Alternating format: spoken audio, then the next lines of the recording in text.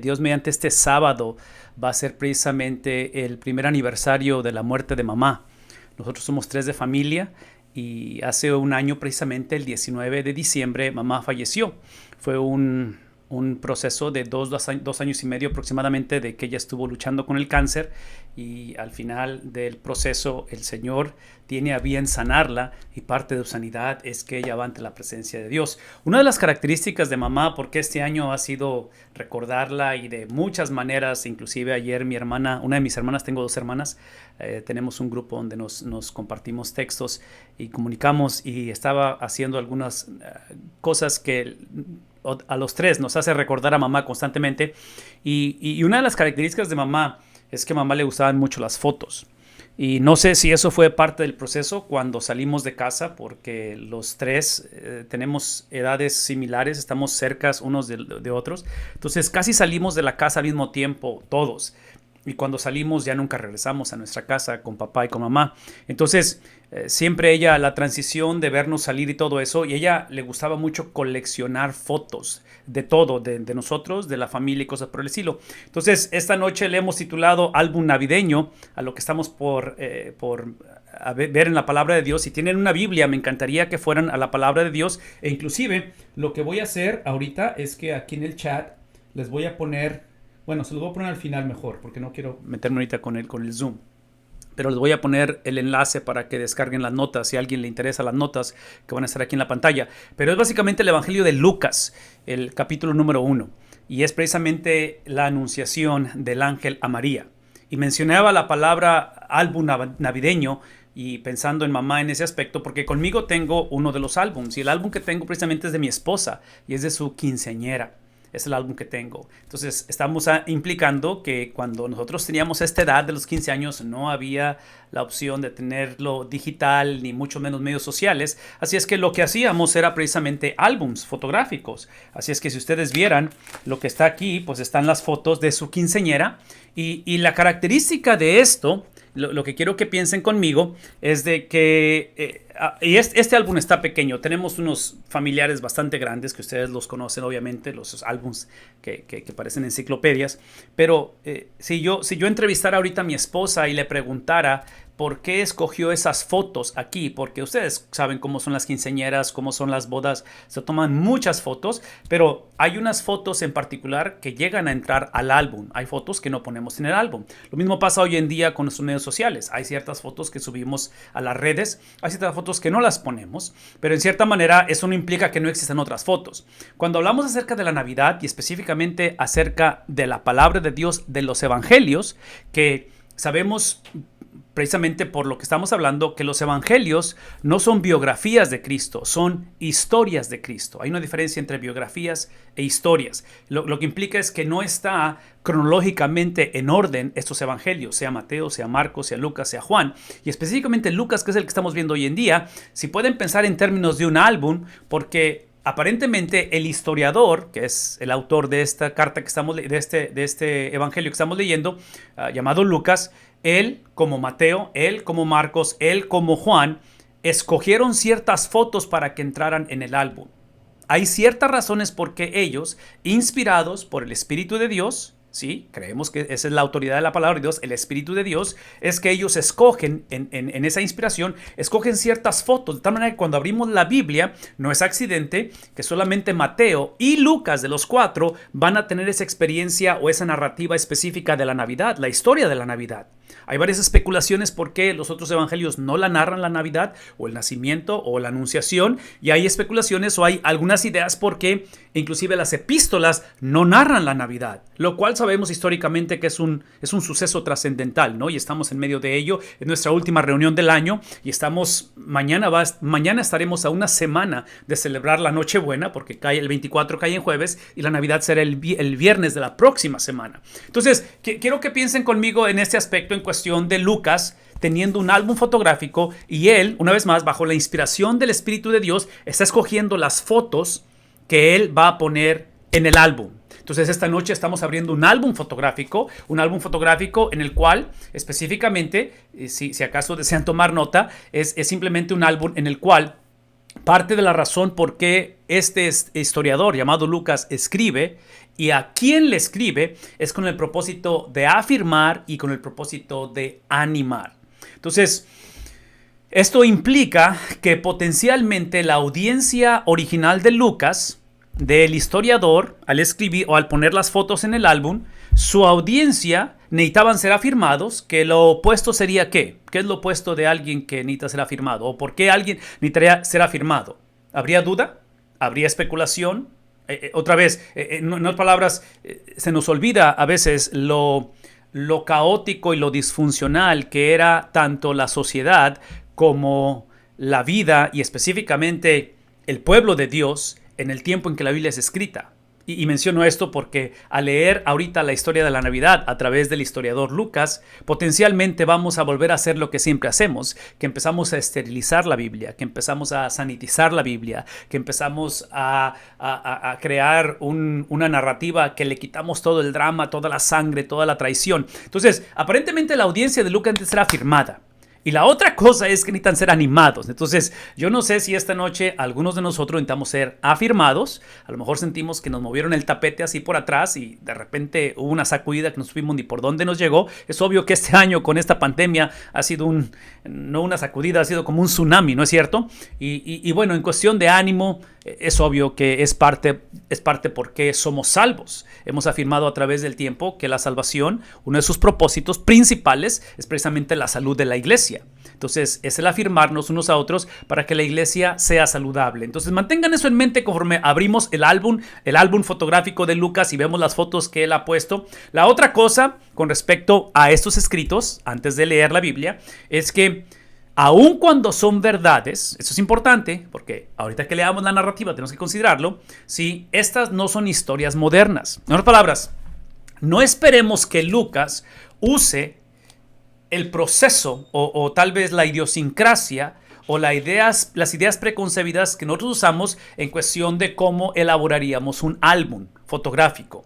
Él en particular, tiene ciertas perspectivas que son únicas de su tiempo, únicas de su cultura. Inclusive hay un distintivo en este escritor o en este historiador llamado Lucas, es que él no es judío. Y eso va a ser importante al momento de ver cómo y por qué selecciona las fotos que selecciona y cómo y por qué las pone en el orden en que están. Entonces, una vez más, el hecho de que no las leamos o no las veamos a través de los lentes de nuestras historias modernas, como quisiéramos nosotros verlas hoy en día, eso no implica que no sea la verdad. Es simplemente que no iniciamos con nuestra perspectiva, iniciamos con la perspectiva de él. La otra cosa que es importante dentro de aún un historiador no judío es que lo que está tratando de afirmar él a una cultura o a una audiencia que necesita ser afirmada y que necesita ser animada es precisamente con respecto a la Biblia de él o de ellos. Hablando de Lucas, hablando de, en este caso, de su audiencia. Acuérdense de esto, la Biblia de ellos es precisamente el Antiguo Testamento. El Nuevo Testamento apenas está escribiendo. Entonces, la Biblia de ellos es el Antiguo Testamento. La implicación es de que en el nacimiento virginal, en la llegada del Mesías, y específicamente Lucas, seleccionando, en este caso, una de estas fotos que estamos por leer en el capítulo 1, que es precisamente la anunciación del ángel a María, es una foto que le está colocando en el álbum. Tenemos que ver la conexión, porque esta es la idiosincrasia de ellos, ¿sí? La conexión de que la perspectiva de ellos es el Antiguo Testamento. Entonces, inevitablemente, aquí está el punto, inevitablemente tenemos que ver esta foto de este día, este álbum en esta noche, a través de los lentes de lo que ellos entendían que era o que debió de haber sido el Mesías. ¿Qué estoy diciendo? Todo lo que estoy diciendo es que así como tú y yo hoy en día tenemos expectativas, los que vivimos en Estados Unidos tenemos expectativas con este 2021, con un nuevo presidente, los que están en Centro, en Sudamérica, en México, en otros países, cada uno tiene sus expectativas, sus ideas preconcebidas. Ahora que y empezamos otra vez a llenar ahí la información de lo que está sucediendo a nivel económico, a nivel familiar, lo que sea. Ellos también las tenían. Entonces, una vez más, este historiador llamado Lucas está seleccionando ciertas fotos del álbum, aparentemente en una cultura donde esta cuestión de este Mesías, lo cual la perspectiva es del Antiguo Testamento, estaba presente. Entonces, ¿cómo conectar esto? Ese es el punto. Es de que en el caso de Cristo, con respecto a la a la profecía o a la perspectiva de la Biblia de ellos, que es el Antiguo Testamento, es que Él la va a cumplir. Él cumplió la profecía, Él cumplió el Antiguo Testamento. Él lo va a sobrepasar. Esto es extremadamente importante. Él va a ser más que la Biblia. Entonces, lo que hemos dicho anteriormente es que el Antiguo Testamento se lee a través del Nuevo Testamento y la Biblia, los 66 libros, eso es lo que está afirmando Lucas, se van a leer a través de la persona de Cristo. Cristo es la revelación suprema. En otras palabras, Cristo está por encima del álbum. Por eso es que esto no es una biografía, es que Cristo es la persona y está por encima de la Biblia. Y la otra cosa es que Cristo va a tomar las profecías y las va a evangelizar, las va a usar como el vehículo para compartir acerca de su persona, es lo que está haciendo Lucas. Se trata de la persona de Cristo. Vean lo que voy a decir, porque la semana pasada, ¿qué fue? ¿El sábado? ¿Fue el 12 de diciembre? Sí, nuestra cultura y nuestro hermoso continente latinoamericano, el continente de América Latina, o sea, celebramos como cultura en cuestión del 12 de diciembre, es una celebración cultural y también de creencias, obviamente, pero aquí es el punto. Cuando hablamos de Cristo, las profecías, no solamente Él es quien las cumple, no solamente quien las sobrepasa, pero usa las profecías para proclamar su fama. Eso es evangelismo, es proclamar la fama de Cristo. Eso es evangelismo. Evangelismo es nada más simplemente afirmar lo que Cristo dice de su persona y lo que Cristo hizo mientras caminó en la tierra. Y lo último es que Cristo toma las profecías y, otra vez, hablando desde la perspectiva de un historiador que no es judío, y hablar de profecías, ¿sí?, que muchas de ellas se aplican solamente a la cultura judía, pero la mayoría de ellas, porque apuntan hacia Cristo, el cumplimiento de ellas, es obvio que es para el mundo, ¿no es cierto? Es obvio que es para literalmente las naciones. Entonces, Cristo es el que lleva a cabo todo esto. Ok, todo esto lo estoy usando como preámbulo porque ahora sí quiero que leamos lo que dice la palabra de Dios. Si tienen una Biblia, vean el capítulo 1, versículo 26, porque aquí es donde empieza, y estoy empezando el 26, pero obviamente el álbum empezó antes, ¿verdad?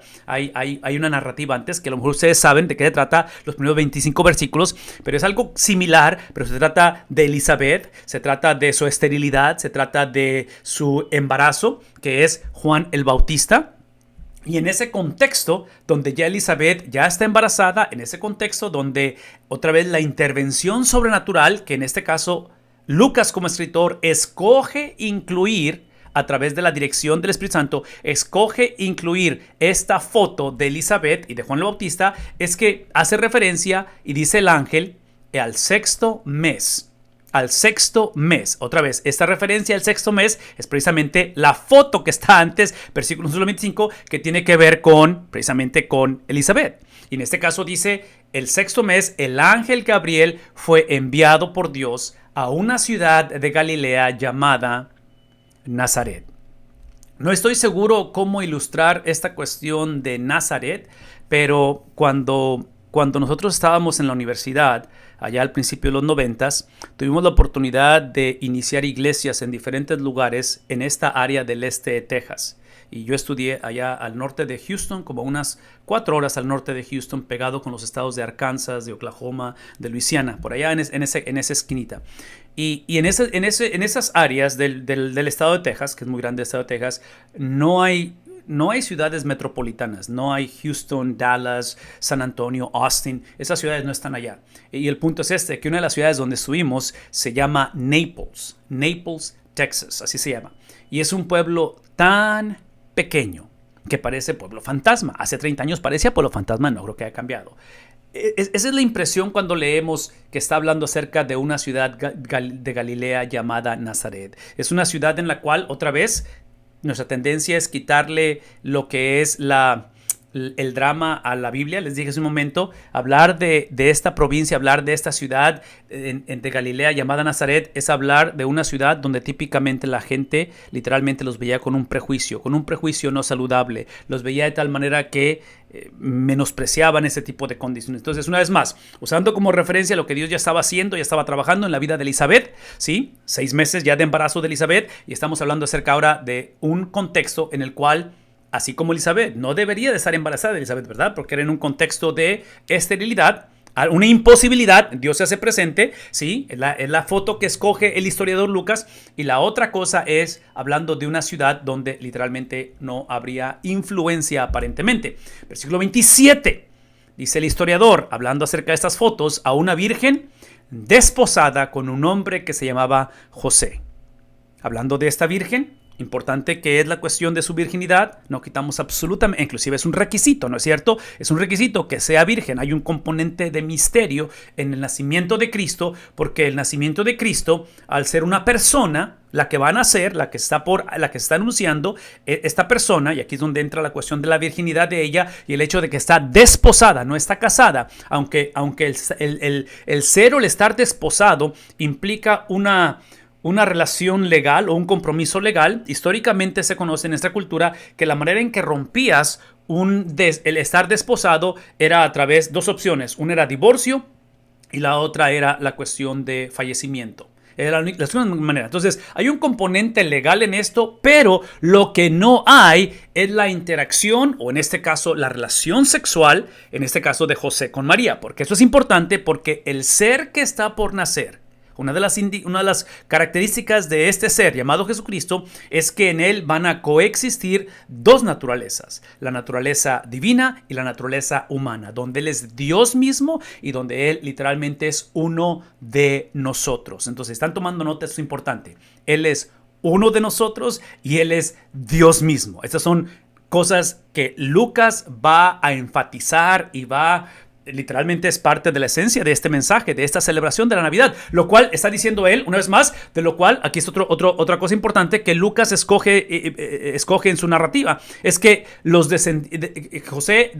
ambos eran descendientes de David y del nombre de la Virgen era María. Todos esos son componentes que son importantes con respecto a la herencia, al legado, de dónde vienen, con respecto a la profecía, porque una vez más, la Biblia de Lucas, la Biblia de la audiencia de Lucas es el Antiguo Testamento. Estos son factores que influyen en cuestión de reconocer que Cristo es el Mesías, que Él es literalmente quien dice que es. Ahora, aquí está el punto. Una vez más, están tomando nota. El punto de todo esto y la razón que mencionamos este tipo de, otra vez, de detalles que Lucas está mencionando, una es, otra vez, la referencia con Elizabeth, 6 meses de embarazo, en un contexto de esterilidad, de una provincia, de un lugar donde literalmente nada o no existía ninguna influencia o ninguna valor o importancia hasta cierta manera, en un contexto donde hay virginidad, donde esto literalmente es una intervención divina y donde hay una conexión hacia la profecía. Todo esto, escuchen lo que voy a decir, el propósito es demostrar el control de Dios. Desde la manera en que él va a intervenir en Elizabeth para embarazar, en este caso, en el caso de Juan el Bautista, como Dios va en esterilidad conceder en la relación con su esposo de poder tener a este niño llamado Juan el Bautista, ¿sí? Y esto tiene que ver el control de Dios. Aquí están 3 cosas importantes. Es que el cumplimiento de lo que se está llevando a cabo es supremo. Hay algo que tiene que ver con la manera en que Dios literalmente está o ha estado y continúa trazando sus planes que Él estableció desde antes de la fundación del mundo. ¿Qué estoy diciendo? Que en este caso, hablar de los distintivos de que María era virgen, hablar de los distintivos que está desposada con José, hablar de los distintivos que son descendientes de David, importante todo eso, hablar de los distintivos que son de una ciudad llamada Nazaret, hablar de los distintivos que es en el 6º mes de su parienta Elizabeth, que ella se encuentra, todo eso es importante, pero todo eso es el vehículo para enfatizar la supremacía de lo que Dios ya había establecido, porque eso es lo que hemos aprendido a través de la Navidad, que los planes de Dios siempre se cumplen. ¿Por qué? Porque lo que está por nacer, y estamos por leer eso ahorita, lo que está por nacer, el evento de todo esto, virginidad de Nazaret, de que son descendientes de todo eso, importante que es el vehículo para ensaltar, para presentar no solamente a alguien que va a hablar como profeta, a alguien, hablando de Cristo, que va a hablar como un sacerdote, a alguien que va a ser como un rey. Todo eso implica a Jesús, pero por primera vez en la historia de la humanidad, lo que está por nacer es el Hijo de Dios. Entonces vean la supremacía, viene el Hijo de Dios, lo cual al final de la historia, y esto lo hemos dicho anteriormente, Cristo no fue un rabino que enseñó la Biblia. Cristo es literalmente Dios, el cual nos enseñó. Una vez más, Cristo no fue un rabino, un maestro que nos enseñó acerca de Dios. Hoy en día hay muchas maneras de poder aprender acerca de Dios. Hay muchas opciones de que se conecten en esta noche. Es un privilegio y una bendición. Entonces, no minimizamos el hecho de poder conectarnos. Y Víctor lo mencionó hace rato, es una oportunidad grande que tenemos de estos medios, porque de otra manera ahorita estuviéramos en nuestras iglesias, ¿no es cierto? En el caso de nosotros como iglesia de First Baptist en FAR, este es el miércoles que estaríamos teniendo nuestra tamalada. Cada año, el miércoles antes de la semana de Navidad, tenemos una reunión social, y ha sido un evento a través de los años, es de alcance porque viene mucha gente y podemos testificar a otros, pero todo eso ha sido limitado, y aquí está el punto. Dentro de nuestras limitaciones vemos cómo Dios siempre muestra su supremacía. De que en este caso, estas limitaciones que en este caso encontramos, o estos vehículos como la virginidad de María, el hecho de que está desposada con José, el hecho de que son de Nazaret, el hecho de que son parientes de David, todo eso es vehículo para demostrar que el que está por nacer es literalmente Dios hecho carne. A raíz de ello, observen cómo continúa otra vez presentando estas fotos el historiador, ¿verdad? El álbum, porque está hablando acerca de un álbum de fotos. Y entrando el ángel, dice Lucas, le dijo, ahora sí, aquí está el encuentro. Entrando el ángel, le dijo, salve muy favorecida, el Señor está contigo.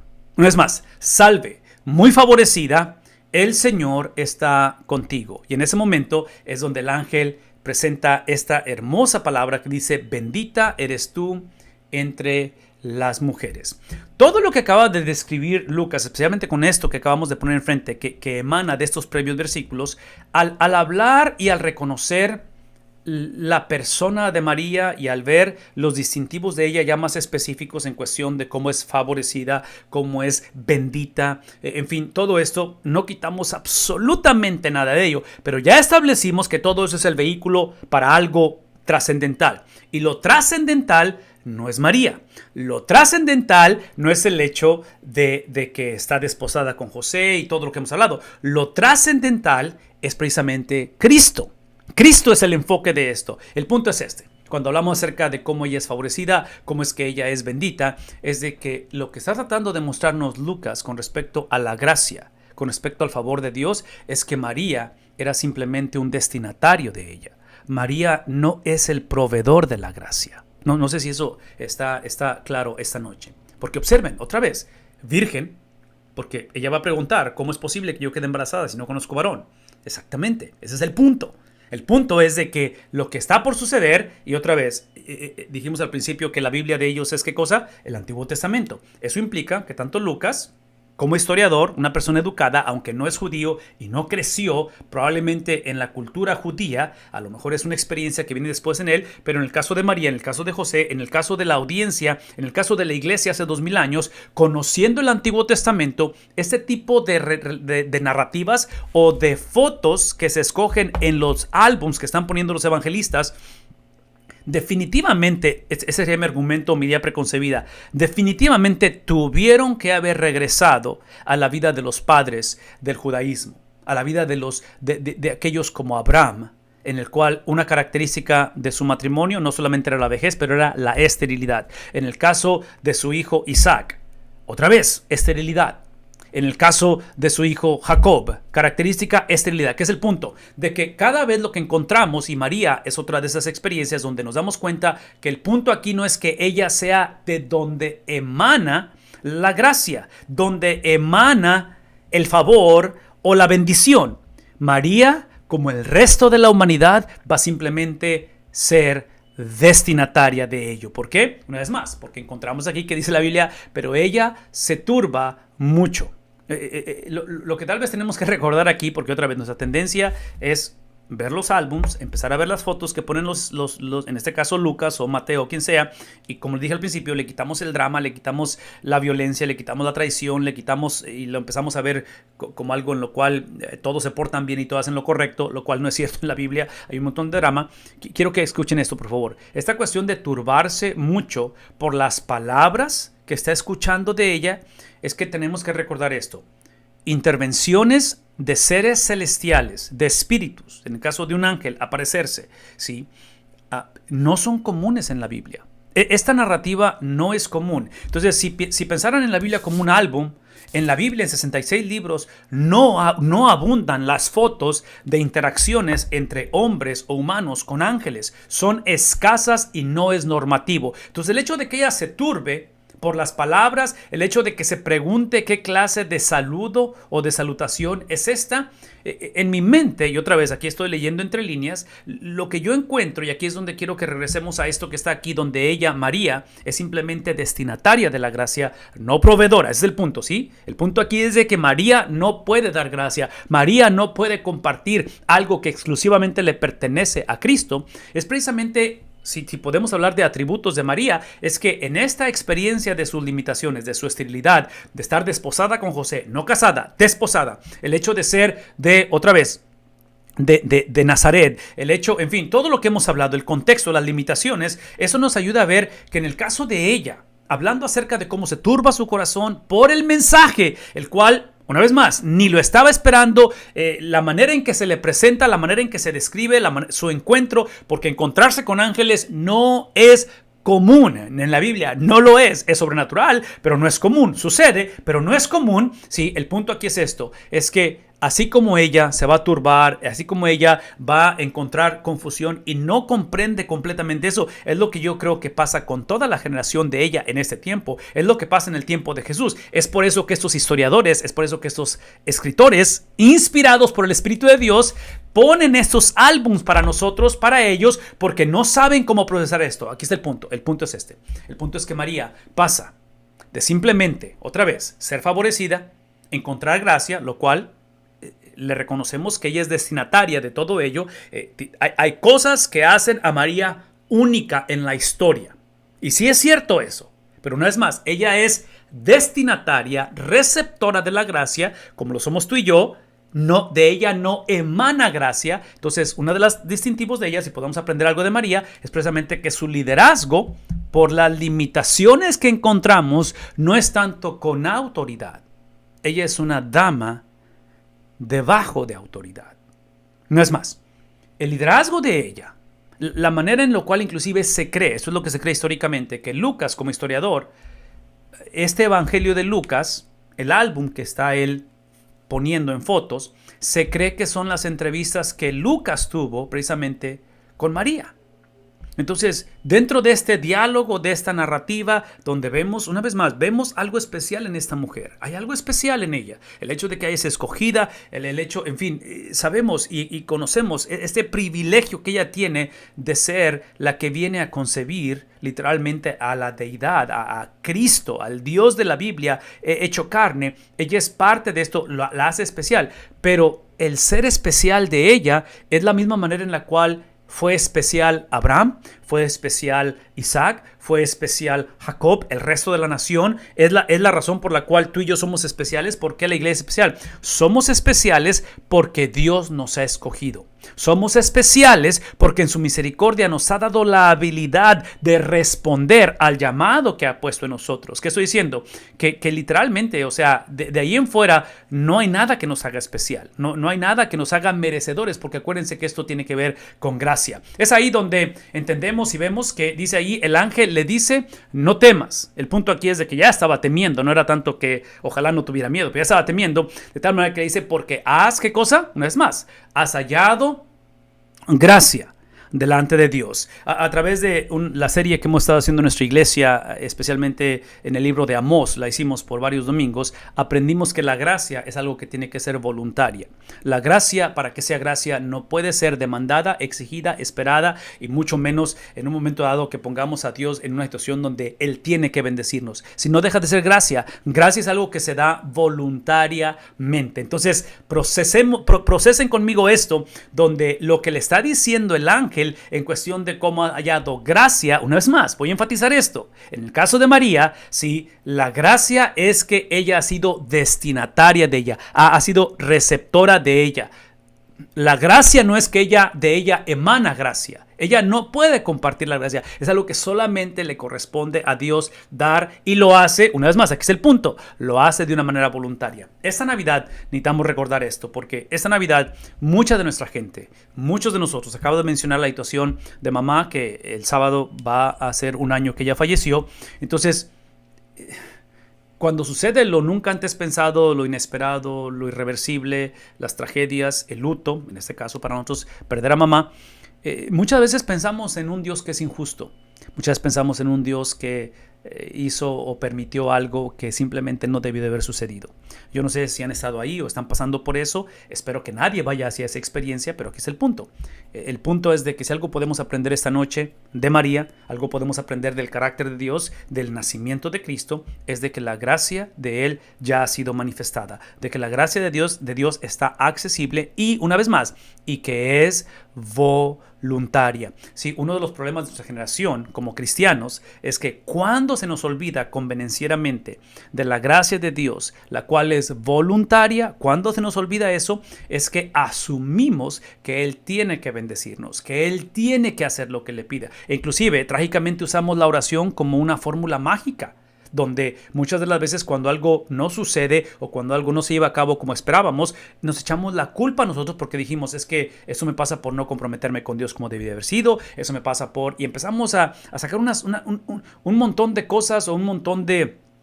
unas listas de las que pensamos que es lo que causó o lo que nos lleva a esto. Aquí el punto es simplemente recordar que esta gracia es voluntaria. Por lo tanto, aquí está el punto, aquí está la gracia de Dios. La gracia es esta. La gracia no es tanto que ella fue escogida entre los escogidos, entre el pueblo, pero es que el escogido ha llegado. ¿Qué es el punto? De que la gracia, la misericordia de Dios no es la ausencia de problemas. No es el hecho de que ella va a pasar de no tener una familia a tener un hijo. No, otra vez, podemos hablar de las limitaciones de María, podemos hablar de que es destinataria de esa gracia, pero la gracia es Dios, o sea, el regalo es Dios. El regalo no es lo que Dios provee o lo que Dios trae. ¿Me explico? El regalo es la presencia de Dios. Somos receptores de la gracia porque Dios se dio a sí mismo. ¿Qué estoy diciendo aquí? Que el punto de la conversación esta noche, el punto de la Navidad es precisamente el regalo, no lo que el regalo produce. Lo que Cristo es, quién Cristo es, esa es la gracia. Ahora, esto lo menciono porque no es más, porque importante que es lo que está sucediendo alrededor, importante que en este caso pensar en María, pensar en José, no es ironía y no es accidente que precisamente van a ser, una es que van a tener que ser empadronados. Embarazada sale a un viaje embarazada para ir en un animal, caminar o montar un animal embarazada, lo cual muchas de ustedes saben lo que es estar embarazada y lo último que desean es ese tipo de experiencia, no sé, bajo un embarazo. No es accidente que el momento en el cual María se convierte en la destinataria de la gracia de Dios, no la que emana, pero la que recibe la bendición de Dios, que es Cristo, no es para tener la vida más tranquila. E inclusive, eventualmente son expatriados, ¿no es cierto? Salen a Egipto cuando viene la matanza de los niños. Ese es mi punto, Mi punto es de que uno de los escritores de la Biblia que va a ser inspirado por el Espíritu de Dios poniendo otro álbum para la iglesia es precisamente Pedro, que va a ser testigo ocular, en este caso de Cristo, del Mesías. Y Pedro, después de caminar con Cristo por 3 años y medio, después de ser otra vez encarado con el Espíritu Santo en Hechos capítulo 2 y se convierte en uno de los líderes catalíticos de la iglesia de Dios, hablando el apóstol Pedro a las iglesias de la dispersación, a las iglesias que tenían confusión interna, doctrinal, y que Pedro, advirtiéndoles que venía persecución hacia ellos externa, observen lo que les dice con respecto a esa gracia. Así dice la Escritura, la Biblia de ellos es del Antiguo Testamento, estás hablando del Antiguo Testamento, dice Pedro, miren que pongo en Sión una piedra principal, hablando de Dios, la cual esa piedra principal es escogida y es, ¿qué cosa? Preciosa. Una vez más, pongo en Sión, aquí está el componente humano, aquí está la manera en que Dios escoge ciertas personas, ciertas generaciones, ciertos pueblos, ciertas culturas para revelar sus propósitos. Pero el propósito no era Sión, el propósito no era la raza judía, el propósito no era María, el propósito no es Pedro, el propósito no son los apóstoles, el propósito no son los álbums que han puesto ellos o la colección de ellos que son 66. El propósito es una persona y esa persona es escogida y es preciosa y el que confíe, escuchen esto, no en Sión, no en María, no en los apóstoles, no en el historiador Lucas. El que confíe en esa piedra escogida y preciosa, que esta es la gracia, la habilidad de confiar en él, dice, en ella no será jamás defraudado. No dice que no será, la Biblia no dice que no será exento de otra vez, de las calamidades y las dificultades, porque estas iglesias de la dispersación ya están en medio de los problemas. No es algo futurístico, no es algo que, como luego diciendo, como anticipando y tratando de protegernos de lo que viene. Literalmente están en medio del problema, como estamos nosotros hoy en día, en medio de un montón de situaciones. En medio de ellos dice, no será defraudado. De tal manera que Pedro dice, para ustedes, ¿quiénes son ustedes? Los que han tenido la habilidad de confiar.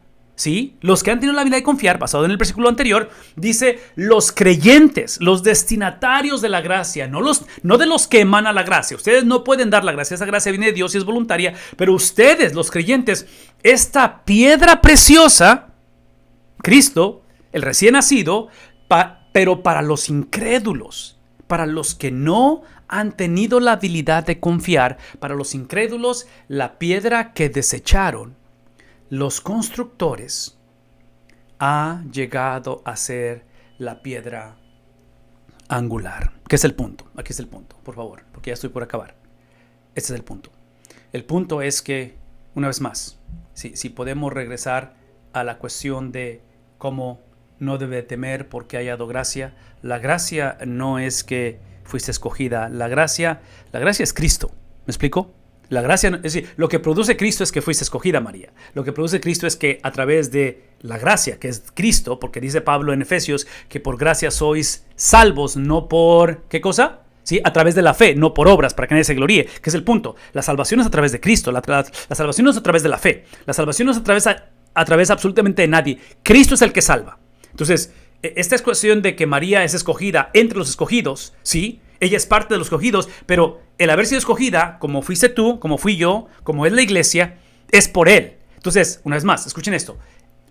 La elección o el haber sido escogido, de acuerdo a lo que Pedro nos está diciendo, fue escogido Cristo para ser precioso, para ser esa piedra principal preciosa, pero a la misma vez, y esto lo va a experimentar María, porque si ustedes pueden adelantar la película de esto que está, si adelantan y se brincan las páginas y se van al final, ¿sí?, del álbum y ponen a María enfrente de la cruz, cuando ya su hijo de 33 años está literalmente colgado de un madero, es cuando María tiene que recordar que el punto de la elección no era ella. El punto de la elección es precisamente la piedra angular que fue escogida, pero esa elección de Cristo, el Padre escogiendo al Hijo para escoger a otros, ¿verdad? Porque es lo que hemos dicho. Cristo, Él es el escogido de Dios para escoger a otros.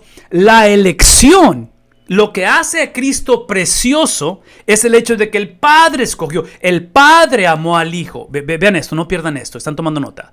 El punto es que esa elección incluye que Él, el Hijo, sea desechado por los constructores.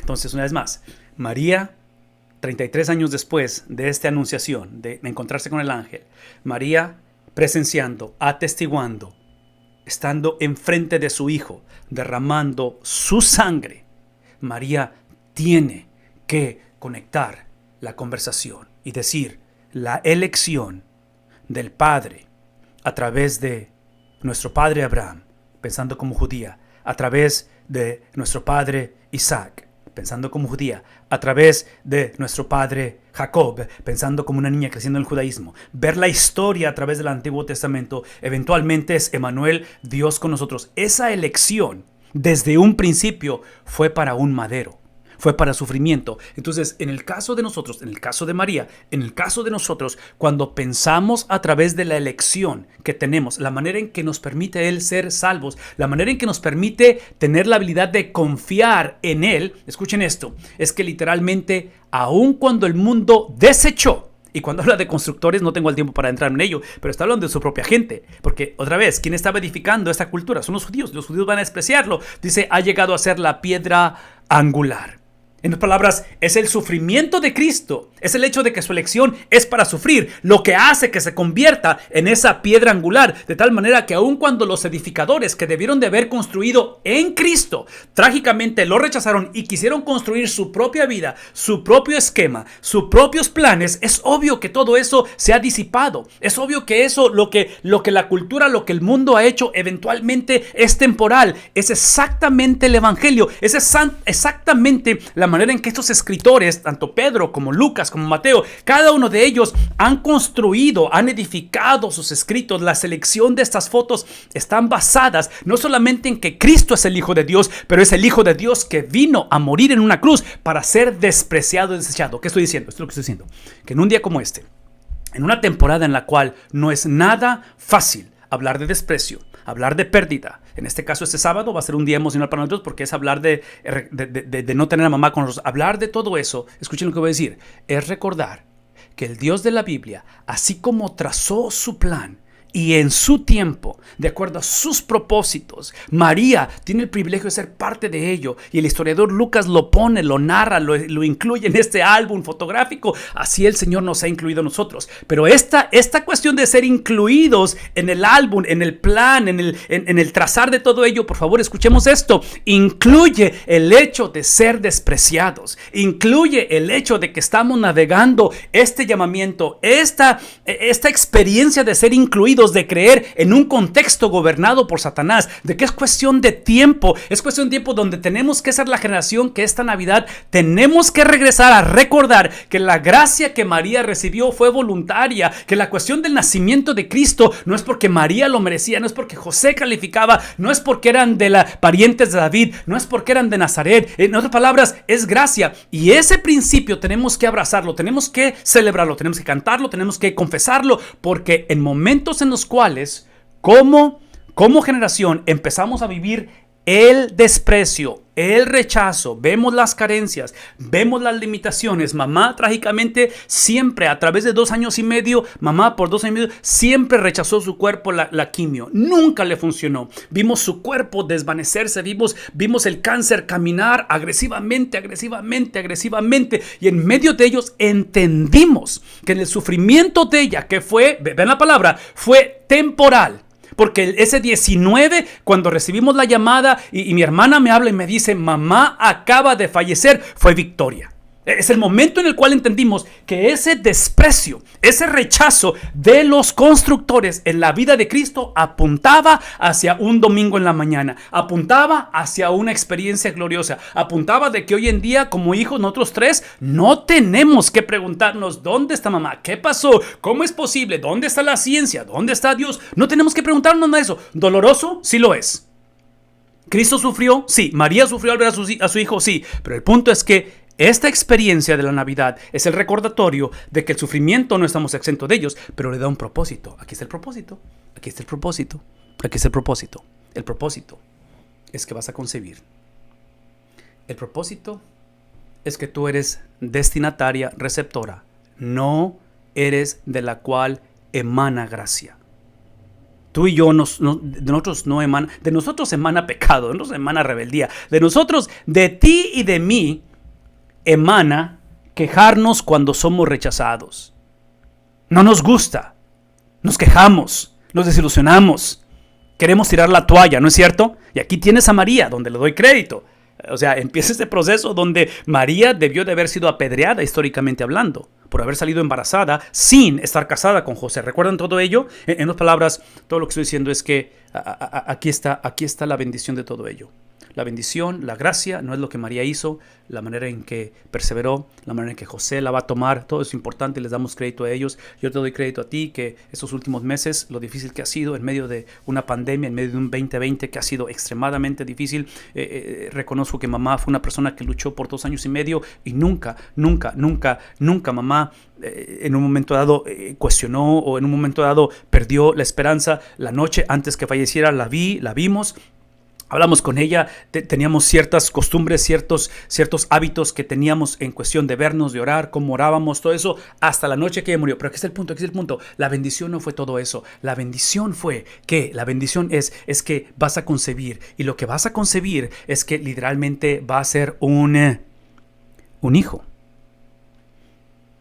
Y ese hijo, aun cuando María va a ser tu hijo, pero ya dijimos anteriormente, realmente es el Hijo de Dios. Yo sé que es tu hijo, María, y tú eres parte de esto, pero simplemente has sido invitada a confiar, a creer. Este ser que viene a nacer en ti, la palabra Jesús es la palabra Salvador. Literalmente es el Salvador del mundo. Y María, José, como generación, tuvieron el privilegio de atestiguarlo, de tal manera que esto de ser escogida, María, es para que cumplas los propósitos de Dios que involucran el ser rechazado como Cristo lo fue. Por lo tanto, es que es un nacimiento virginal donde Dios se ha encarnado. Esta es la oración de esta noche, de que podamos declarar, de que podamos afirmar, de que esta Navidad lo confesemos, de que este será, no María, Él será grande, no José, ¿sí? Es Jesús el que será llamado Hijo del Altísimo. Es aquel el cual el Señor Dios le dará el trono de su padre David. Es aquel en el cual su reino será sobre la casa de Jacob y será para siempre, y su reino no tendrá fin. Vamos a orar. Padre, agradecemos esta noche que tu reino nos ha alcanzado. Que, Señor, en medio de una pandemia y en medio de limitaciones como María, al decir simplemente cómo va a suceder esto, pues no conozco varón. Yo sé que mi pariente Elizabeth tiene 6 meses de embarazo, la cual era estéril. Yo sé que históricamente, tanto Sara como Rebeca, encontramos a Raquel, encontramos estas esposas de los patriarcas del judaísmo, estériles, y tú hiciste la obra. Pero en mi caso, María se pregunta cómo. Señor, así estamos ahorita. Nos preguntamos la incertidumbre, la incógnita, los reportes de doctor, la economía. En fin, Padre, nos consume muchas veces la preocupación, nos consume, Padre, literalmente lo que nuestros sentidos perciben. Y he aquí que la gracia se ha manifestado. El Santo Hijo de Dios, el Hijo del Altísimo, ha nacido.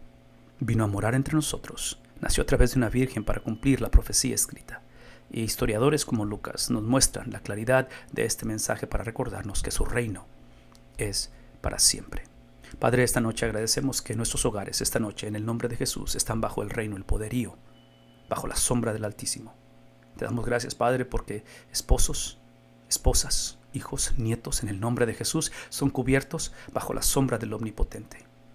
Aun cuando María y José tuvieron que salir despatriados y atravesaron y Cristo fue rechazado, varón de dolores, Padre, fuiste tú quien declaraste en su bautismo que este era tu Hijo amado en el cual encontrabas complacencia. En el nombre de Jesús esta noche, como tus hijos, como tus hogares, en el nombre de Jesús como tu iglesia, Señor, declaramos que tú encuentras complacencia no por nosotros, no porque calificamos, pero es por Cristo, porque en Cristo hemos descansado, en Cristo hemos confiado de que Él es la piedra angular inmovible.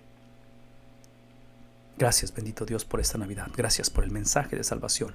Gracias por la esperanza que tenemos. Gracias, Señor eterno, porque como familia pudimos disfrutar a mamá por 65 años